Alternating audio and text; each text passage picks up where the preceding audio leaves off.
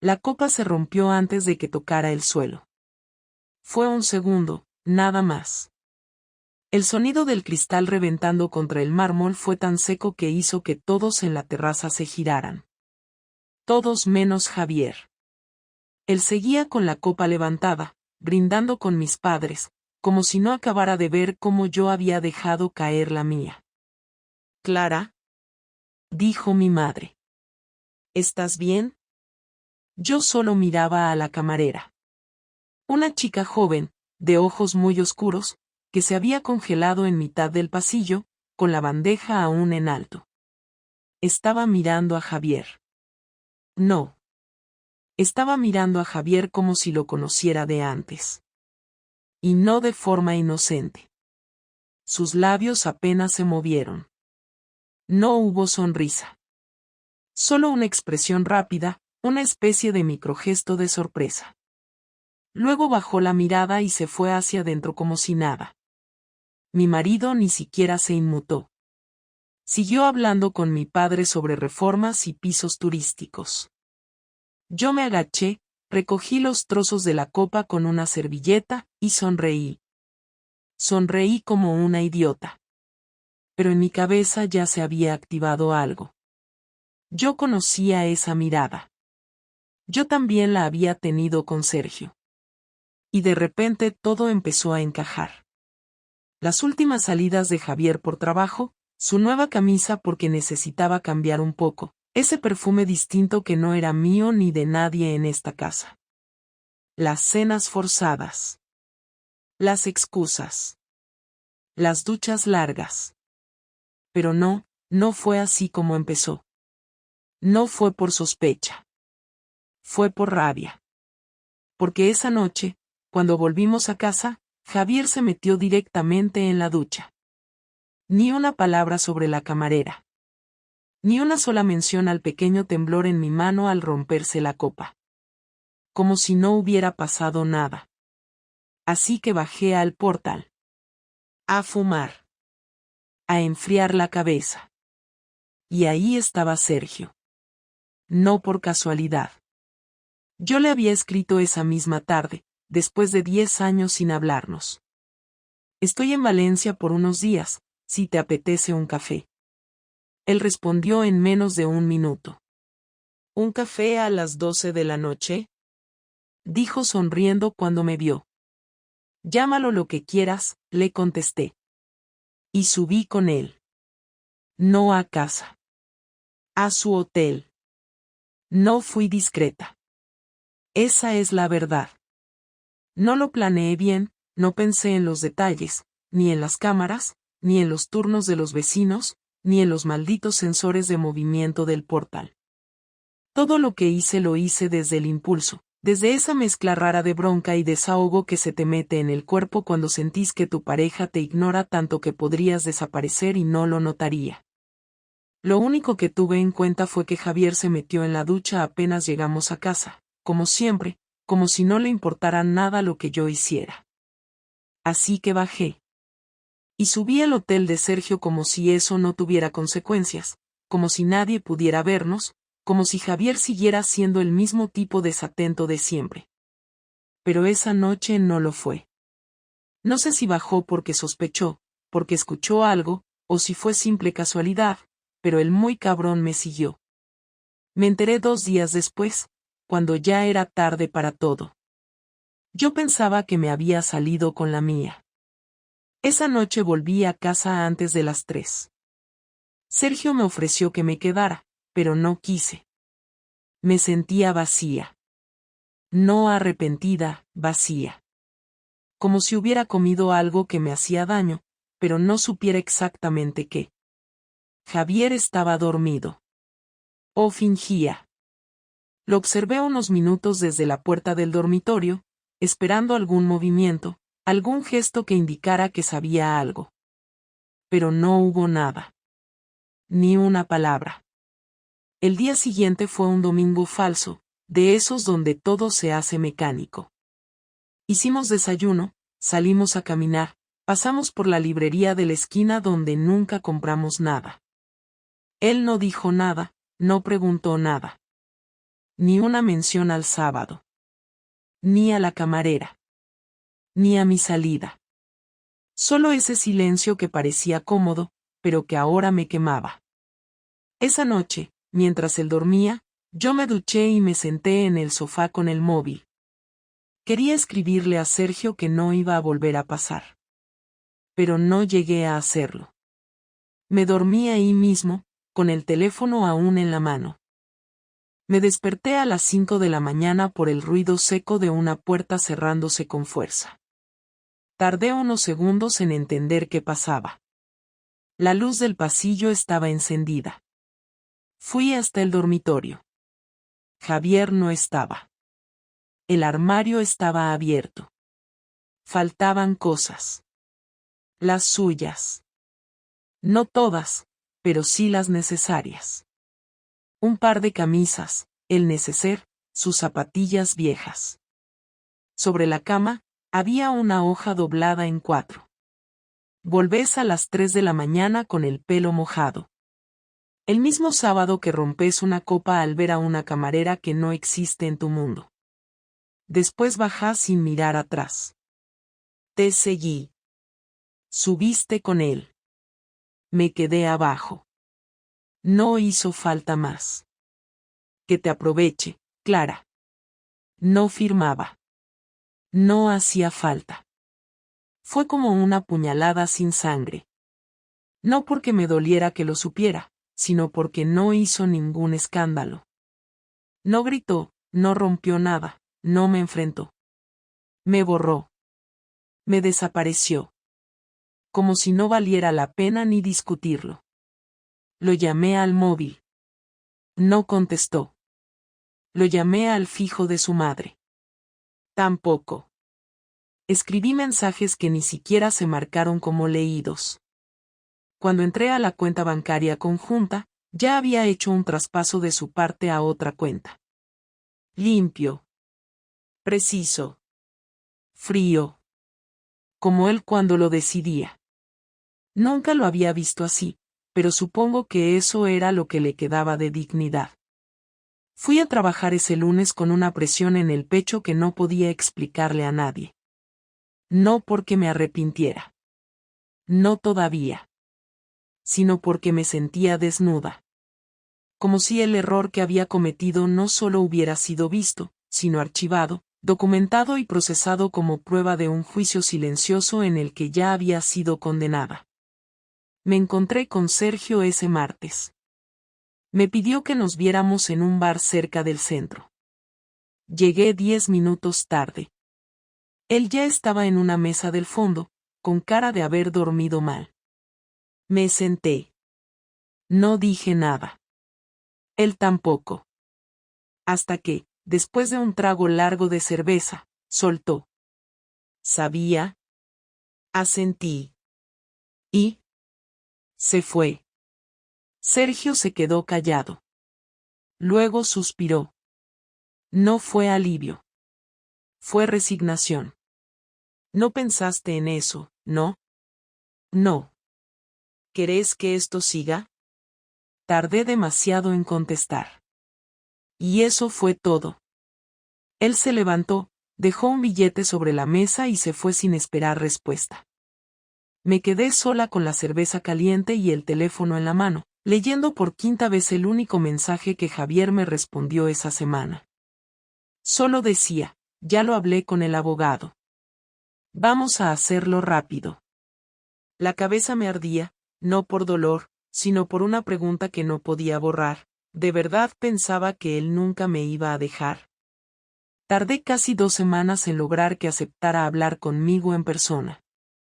No contestaba mis llamadas, no respondía a los mensajes que le escribía a cualquier hora, no dio señales de vida más allá de aquel único mensaje seco donde mencionaba al abogado.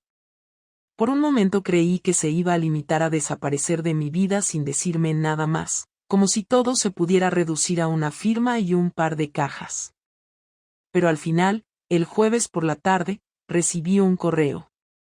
No un mensaje, un correo.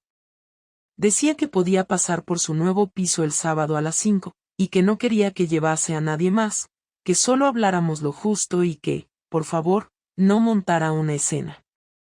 Le respondí con un estaré ahí, aunque me sentía como una adolescente nerviosa antes de una cita. El día se me hizo eterno, no porque esperara una reconciliación, sino porque no sabía si estaba yendo a enfrentarme con alguien que todavía quería destruirme emocionalmente o con un tipo que ya me había borrado del mapa.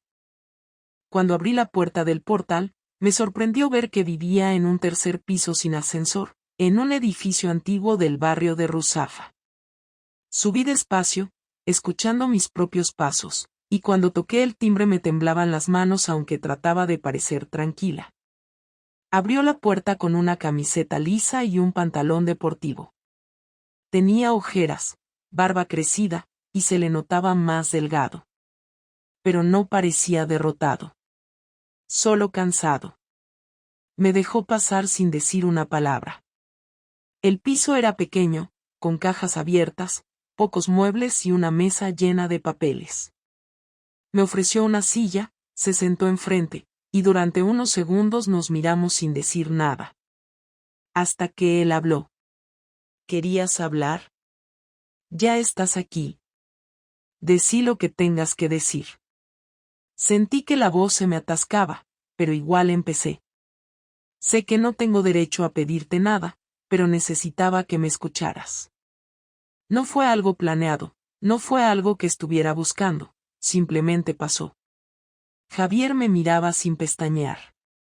No interrumpía, no asentía, no mostraba ninguna emoción.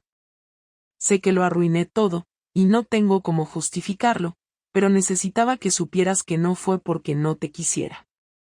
Ahí se le escapó una mueca, una sonrisa tan amarga que me dio escalofríos. ¿No fue porque no me querías? ¿Entonces fue qué? ¿Un impulso? ¿Un accidente? ¿Te tropezaste y caíste en la cama de otro tipo? No estoy diciendo que no sea mi culpa, solo que me sentía invisible.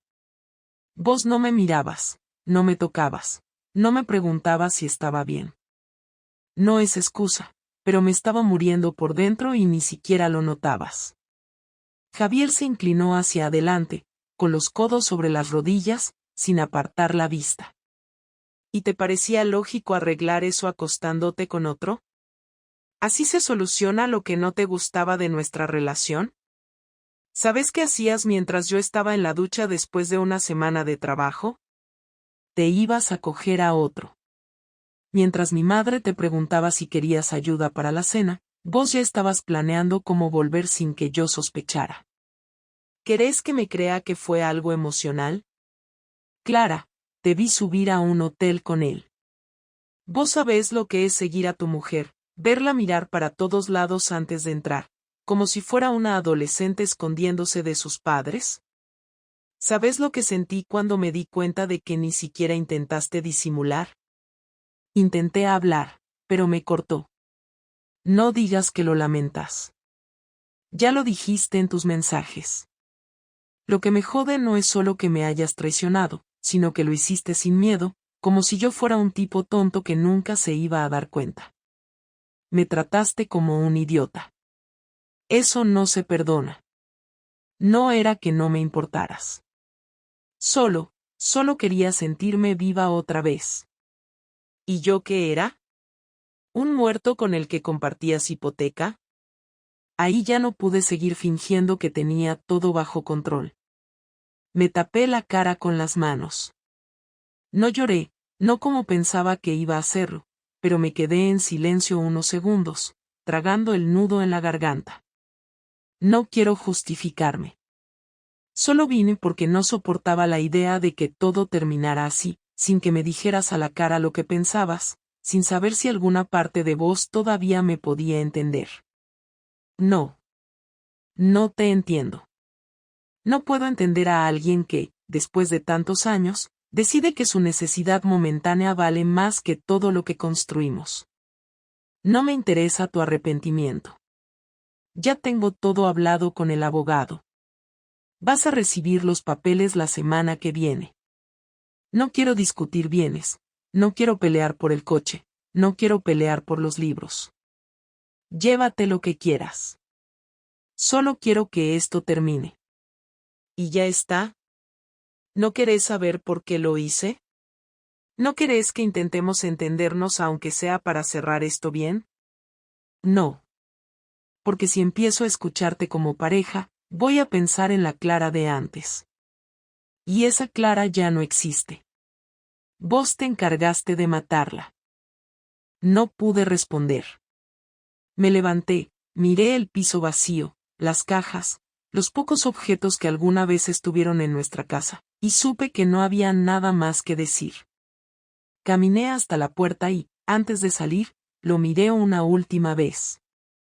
Si algún día querés hablar como personas, sin odio, sin reproches, sabés dónde encontrarme. No respondió. Solo se quedó sentado, mirando un punto fijo en la pared. Cerré la puerta y bajé las escaleras sin mirar atrás.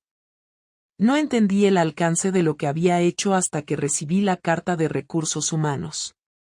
No un correo, no un mensaje, una carta física enviada al instituto donde trabajo, sellada con fecha del lunes siguiente a nuestra conversación. Cuando la abrí, creí que era una notificación cualquiera, algo administrativo, pero al leer las primeras líneas me quedé helada. El texto informaba que se había iniciado una investigación interna a raíz de una denuncia anónima relacionada con una posible conducta inapropiada fuera del ámbito laboral, que podía afectar la imagen pública de la institución. No lo decían directamente, pero era evidente. Alguien les había contado sobre mi encuentro con Sergio, y no en términos vagos. Sabían la fecha, el lugar, y que era un exalumno de mi misma generación. No sabían que no era alumno mío, pero tampoco importaba. El escándalo estaba servido. Cuando levanté la cabeza, mi compañera de departamento me miraba raro. Algo ya había empezado a circular. No hizo falta ser un genio para entender que había sido Javier. No fue impulsivo, no fue agresivo, no fue una venganza emocional. Fue quirúrgico. Había esperado a que yo intentara recomponer algo, a que me sintiera lo suficientemente culpable como para bajar la guardia, y entonces hizo lo que mejor sabía hacer, aplicar un castigo sin levantar la voz. Yo pensaba que lo conocía. No tenía ni idea. No solo contactó a Recursos Humanos. También habló con mi hermana, con una frialdad que solo alguien herido puede sostener sin temblar. Le mandó un mensaje con una captura de pantalla de un correo electrónico donde se sugería que le preguntara a Clara qué hizo el sábado por la noche mientras su marido dormía. No agregó contexto. No insultó. No pidió explicaciones. Solo eso. Y con eso bastó para que mi familia entera se dividiera. Una de mis tías me llamó para decirme que me apoyaba, que nadie tenía derecho a juzgar lo que pasaba dentro de un matrimonio.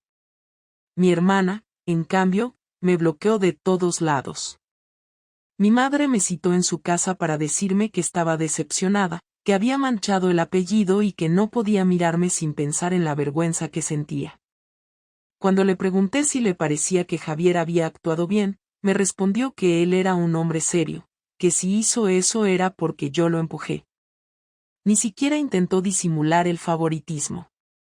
Estaba claro que ya habían tomado partido. Yo estaba sola. Sergio también desapareció. No me bloqueó, pero dejó de contestar. Le escribí 2 veces, no más. En el segundo mensaje le dije que no lo culpaba por querer alejarse, que solo necesitaba saber si estaba bien. Nunca respondió. No insistí. No tenía energía para rogarle a nadie. Volví a mi piso y pasé los días en automático. Asistía a las reuniones en el instituto como si no pasara nada, fingía que todo estaba bajo control, mientras mis alumnos me miraban con una mezcla de curiosidad y sospecha. Algo se había filtrado, algo suficiente como para que los rumores empezaran a girar.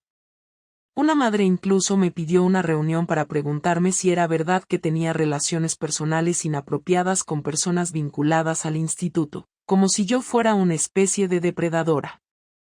No dije nada. La directora me sugirió que me tomara unos días de licencia. No fue una oferta, fue una orden disfrazada de cortesía. Mientras tanto, Javier siguió con su campaña silenciosa. No buscaba humillarme públicamente, no me exponía de forma directa, pero dejaba migas de pan por todos lados. Un mensaje reenviado a alguien que sabía que hablaría, una frase ambigua compartida con conocidos en común, una publicación vaga en redes sociales que cualquier persona conectada interpretaría como una referencia a mí. Nunca decía mi nombre. Nunca hacía acusaciones directas. Solo sembraba. Y dejaba que los demás cosecharan conclusiones. Un martes por la mañana, recibí la visita de su abogado. No me llamó antes, no coordinó nada. Simplemente apareció con una carpeta llena de documentos. Quería que firmara la disolución del régimen de bienes gananciales y que renunciara a cualquier reclamo sobre la vivienda que compartíamos.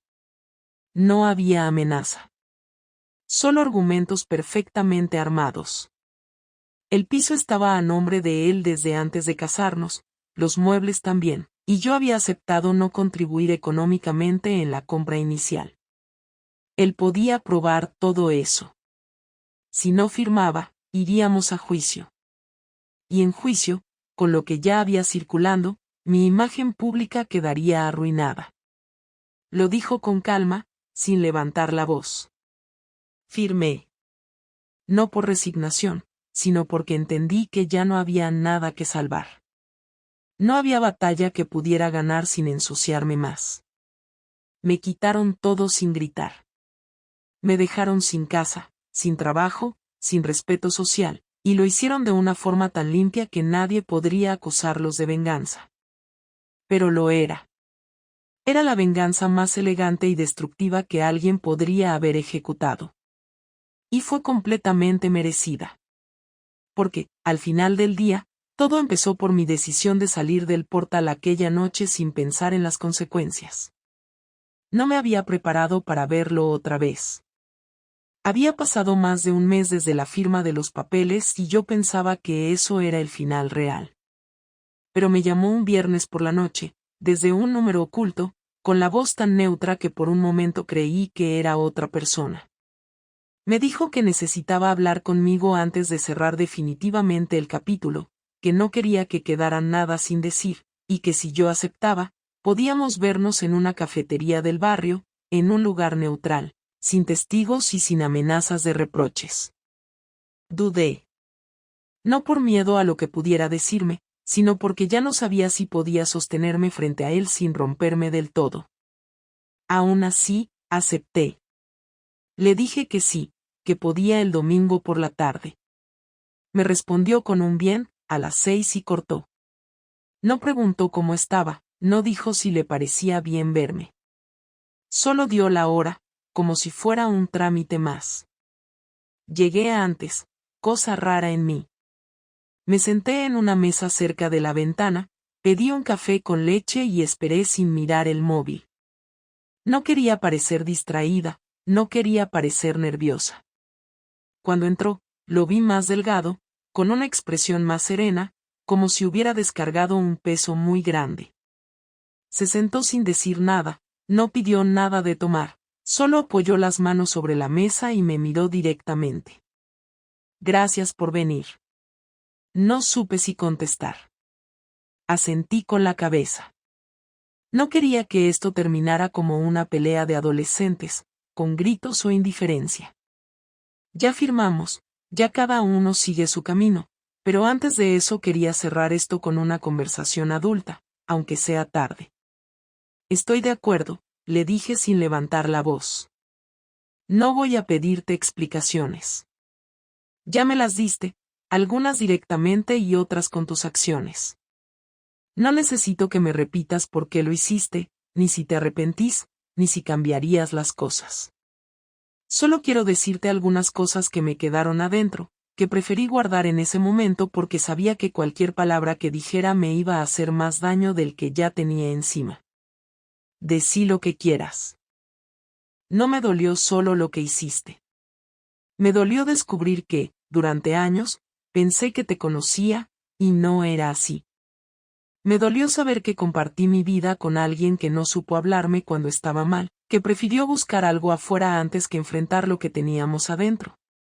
Me dolió ver cómo destruiste todo sin dudar. Y lo que más me jodió, Clara, fue que ni siquiera te diste cuenta de que me habías dejado solo mucho antes de traicionarme. Me quedé en silencio. No tenía cómo responder a eso sin sonar patética. No te estoy diciendo esto para hacerte sentir peor, continuó. Sé que no sos una monstruo, que no sos una mujer sin corazón. Pero cometiste un error grande. No por haber estado con otro, sino por haber decidido que yo no valía ni siquiera una charla antes de hacerlo. Lo hiciste porque creías que nunca iba a reaccionar. Porque pensaste que estaba tan dormido que me lo iba a tragar sin decir nada. Y me conocías. Oh, eso pensabas. Sí, lo pensaba. Y te equivocaste. Yo tampoco me conocía del todo, pero aprendí rápido. Aprendí que el respeto propio no se negocia. Que no puedes compartir tu vida con alguien que elige romperte sin avisarte. Y aprendí que puedo estar solo sin morirme, que puedo empezar de cero sin vos. No te pido perdón otra vez, Javier. No porque no lo sienta, sino porque ya no tiene sentido. Pero quiero que sepas que sí me duele todo esto. Que me duele haber llegado a este punto, y no por perder comodidad o estabilidad, sino por perderte a vos. Aunque te parezca absurdo después de todo, yo te sigo queriendo. Puede ser. Pero ya no es amor del que construye. Es amor del que quedó pegado a la costumbre, al recuerdo, a lo que fuimos. No se puede volver atrás después de esto. No porque no quiera, sino porque lo que nos unía ya no existe. Ya no confío en vos, y sin eso no se puede reconstruir nada. Lo entiendo. Espero que encuentres algo que te haga bien. No te deseo una vida miserable ni quiero que te castigues de por vida.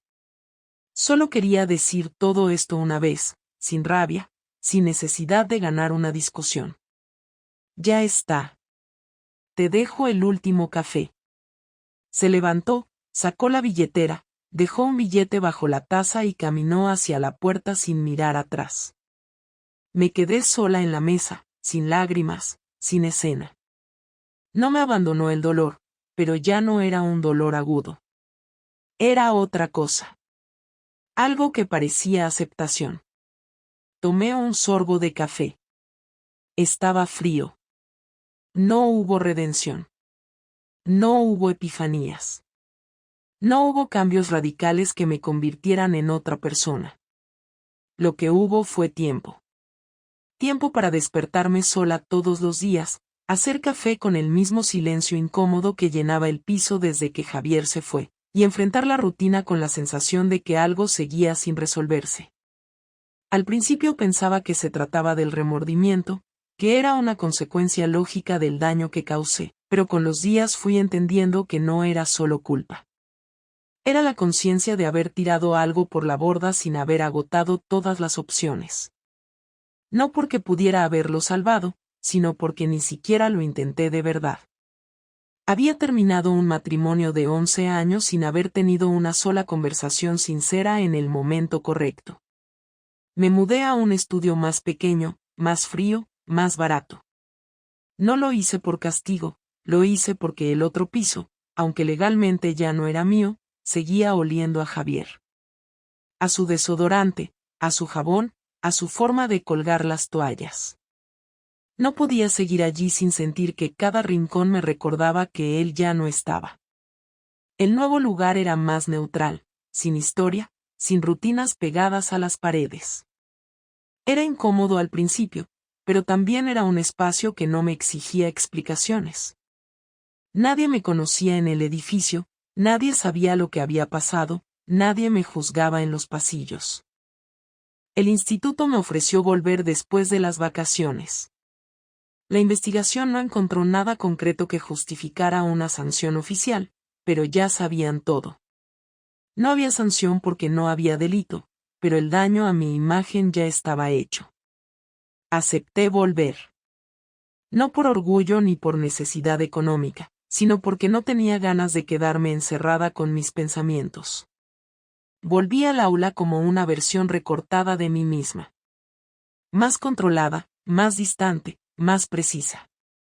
Algunos alumnos me trataban con una mezcla de respeto y lástima, otros con indiferencia, y uno que otro con una arrogancia apenas disimulada.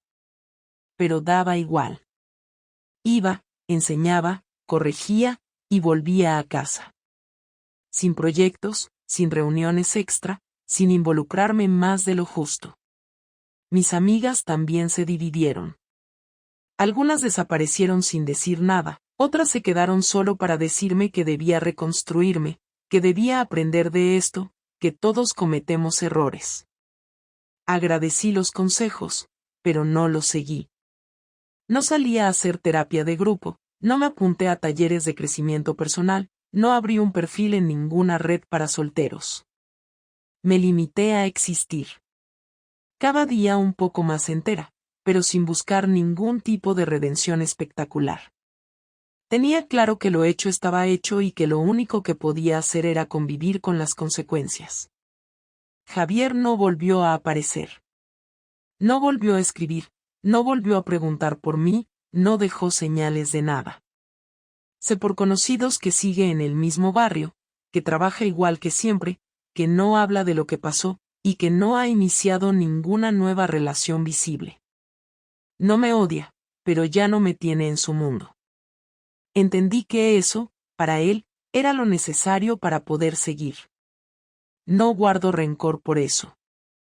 Si hubiera sido al revés, yo habría querido lo mismo. A Sergio no lo volví a ver. No intenté buscarlo. No porque lo desprecie, sino porque entendí que él fue solo el detonante, no la causa. No arruiné mi matrimonio por él, lo arruiné por no haber tenido el coraje de enfrentar lo que no funcionaba sin usar a otra persona como vía de escape. Su silencio fue claro, y lo acepté. No merecía que cargara con nada de esto. Mi familia se acomodó como pudo. Con mi hermana no hubo reconciliación. Mis padres terminaron resignándose a la idea de que las cosas no iban a volver a ser como antes, pero al menos ya no me miran como si fuera una decepción viviente. Las comidas familiares son más frías, más puntuales, menos espontáneas. Pero eso también lo acepté. No espero que nadie me abrace como antes. Solo quiero que me dejen respirar. Lo que aprendí de todo esto no es una gran lección moral. No me volví más sabia, ni más fuerte, ni más interesante. Aprendí que una decisión tomada desde el vacío puede destruir mucho más de lo que pensás. Que los actos no se borran con disculpas, que el daño no se calcula solo con lo que se rompe, sino también con lo que no vuelve. Aprendí que hay momentos en los que no tenés que hablar para lastimar a alguien, basta con actuar con indiferencia en el momento exacto. Y también aprendí que no todo error tiene solución. Que a veces no hay retorno. Que a veces el precio de entender lo que hiciste es simplemente vivir con ello. No me reinventé. No me convertí en una nueva mujer. Solo soy Clara. La misma, pero un poco más consciente de sus límites. Un poco más reservada. Un poco más preparada para no joderle la vida a nadie más, aunque eso signifique quedarme sola mucho tiempo. Y si algún día vuelvo a estar con alguien, que sea porque me nace cuidarlo, no porque me falta algo que no sé nombrar.